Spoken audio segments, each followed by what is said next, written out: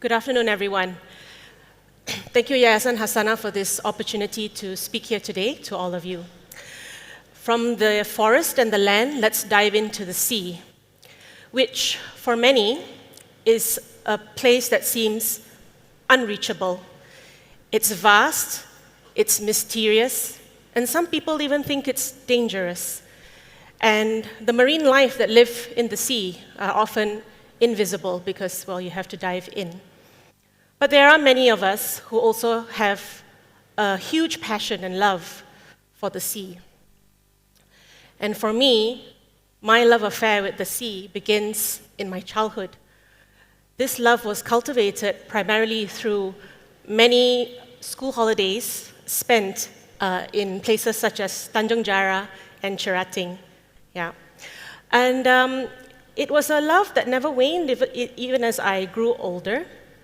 And in the 90s and early 2000s, as a kid and as a teenager, I maintained a scrapbook of any article I could find in a newspaper and magazine about marine life. And I recall, even at that time, seeing articles and pictures of animals, marine life that were in peril. I remember an article with a photograph of a leatherback turtle that was stranded on the beach, I think somewhere in Terengganu, with a plastic bag stuck in its mouth. And I remember feeling really awful about it as a kid. I also remember seeing pictures of dolphins stuck in fishing nets. When I became a teenager, I grew this unexplainable obsession with dolphins. And so I went to try and look for information about dolphins in Malaysia, but I couldn't find much back then. And so I thought to myself, maybe there's a niche for me to study them and to try and protect them. So off I went for my studies before returning to Malaysia about a decade later.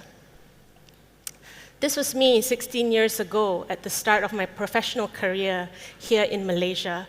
This was me like, all right, this is it. I'm qualified now, I'm going to start studying dolphins and protect them forever, right? But there were people around me who thought I was crazy. There were people who said, are you sure there are even whales and dolphins in Malaysia for you to study and protect? Why don't you keep this as a hobby? Go get a real job. So 27-year-old me here never imagined that 16 years on, I would be here on a stage like this, at an event like this, speaking to you about marine mammals in Malaysia and the work that we do. The ocean covers about 70% of the Earth's surface. In the sea, there are microscopic organisms called phytoplankton. These phytoplankton, they photosynthesize. So when they photosynthesize, they absorb carbon dioxide from around them, and they release oxygen. So whether you realize it or not, and whether it seems believable or not, a lot of the air that we breathe every day has been supplied to you by the sea. And that's one big reasons why it is so important to protect this complex ecosystem, even if it seems like a far-fetched idea, especially for those of us who live far from the sea and live in urban areas, okay? And marine mammals, they are at the top of the food web, and they are very visible. If plankton disappears, we might not notice, but if these guys disappear, I think we'll surely notice. And this photograph actually illustrates the importance of how they are indicators of ocean health. I don't know if you can see it from where you are, but these are Eden's whales feeding in the offshore waters of Kedah, right here in Malaysia. And what they are feeding on is ikan bilis. Ikan bilis, the one very famous and popular fish in all of so many Malaysian cuisine, right? The one quintessential ingredient that our beloved nasi lemak must have is ikan bilis. So imagine if there was no ikan bilis to feed the whales, what more us and our food, right? So they are important indicators that the sea can still support them and therefore support us. Now in Malaysia, one of the challenges with marine conservation, but with marine mammals and protecting them as well, is the disconnect that they are not really regarded as wildlife per se, generally speaking. When we say Malaysian wildlife, we think of our tigers, tapirs, orang-utan, proboscis monkeys, sun bears. I love all of them, they're equally important. But when it comes to these guys, we don't think of them as wildlife, marine wildlife. Okay, why? Because in Bahasa we call them ikan paus.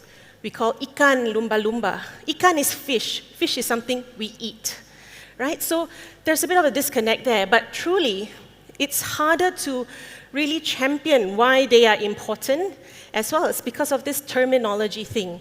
And one of the things that I do through my work is to change that mindset.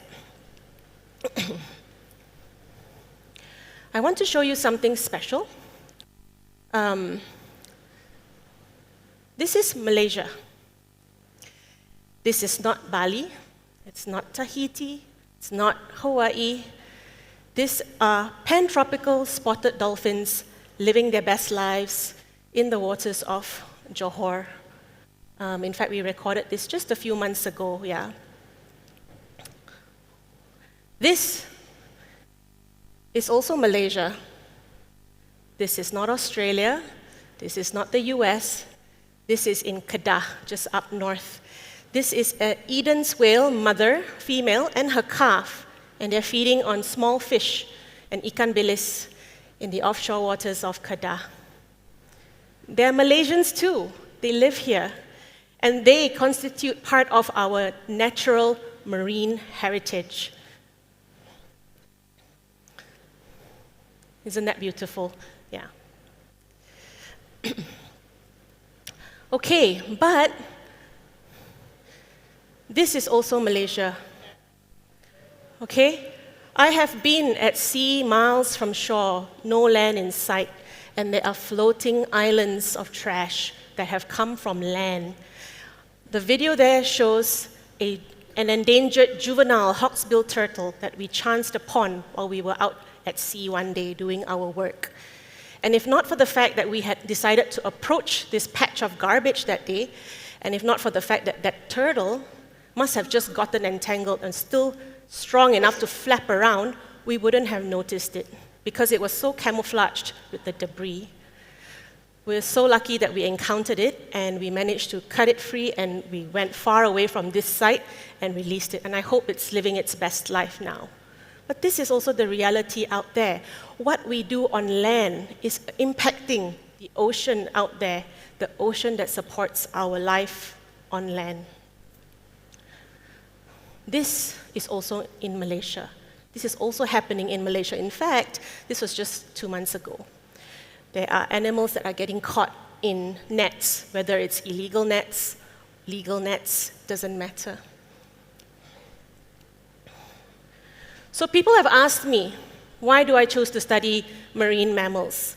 Well, apart from that teenage obsession that I had, this was a study that was published in 2023 with a group of international scientists, and I was fortunate to be part of this study, where we looked at extinction risks of the world's whales, dolphins, and porpoises.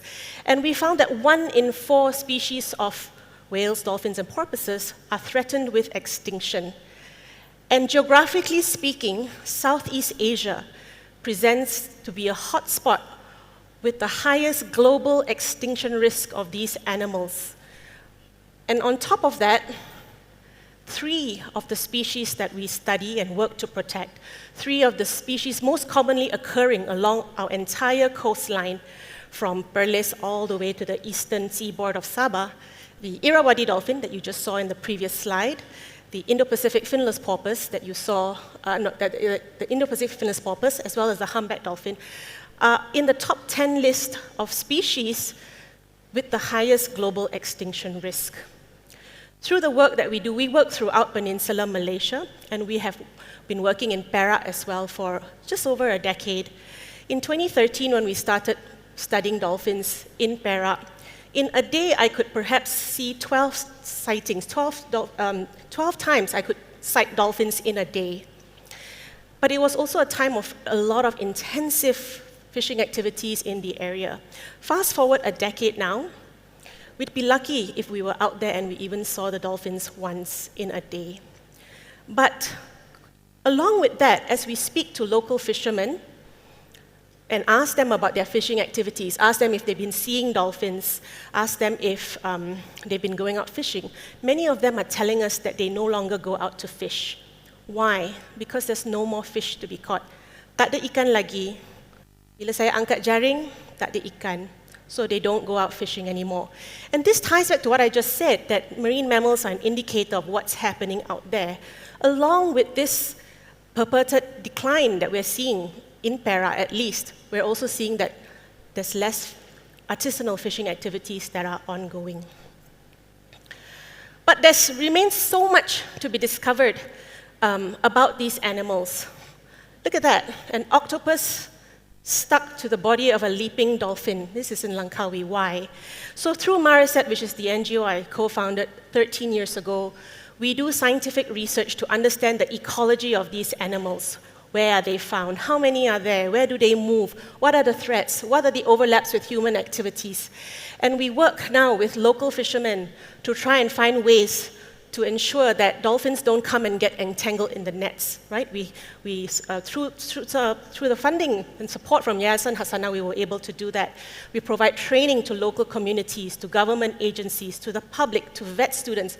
How do you deal with a stranded animal when you find one on the beach? How you disentangle an animal from a net? We have traveled all across Peninsular Malaysia, taking our mobile whale truck to bring ocean literacy into the classrooms of public schools, into public spaces, and we use our scientific work as well to provide recommendations to stakeholders and government agencies as they draft regulations, draft policies for marine conservation. So essentially, we do all this and using marine mammals as that flagship, right, to promote marine conservation.